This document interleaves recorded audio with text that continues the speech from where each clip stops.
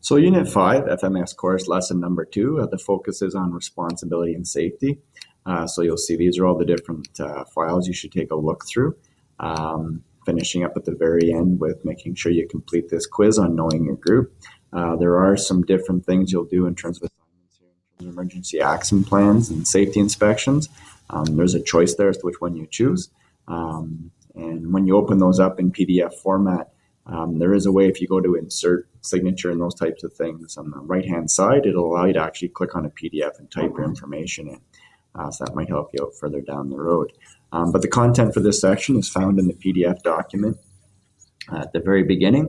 And so within this PDF document, they're going to share with you the learning outcomes. So again, responsibilities of sport leaders and role models.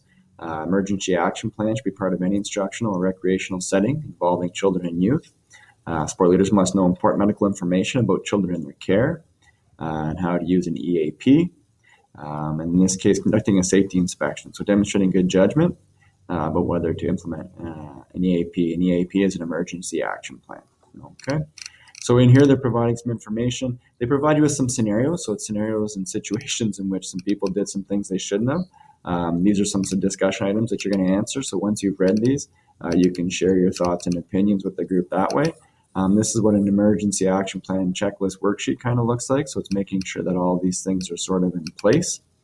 It then goes into a sample emergency action plan. So if you do create one of these, this is a template that you can use to then sort of create that. And this is an example of one. And then, as I mentioned, there's a blank PDF in the content section that looks just like this, so a blank emergency action plan. So you can create one of those.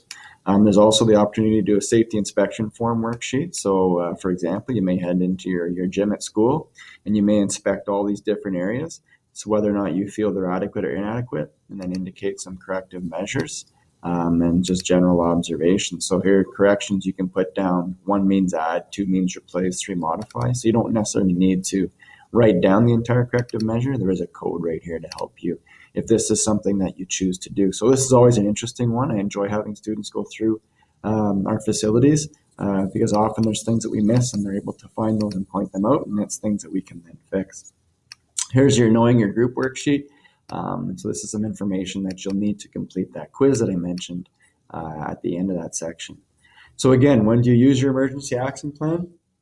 If you're in doubt, implement it, right? And you always implement it when someone isn't breathing, has no pulse, heavy bleeding, not fully conscious, an injury to the back, neck, or head, has a visible major trauma to a limb, or cannot move his or her arms or legs, or has lost feeling in them. So at that point, any one of these things would trigger you putting into place your emergency action plan.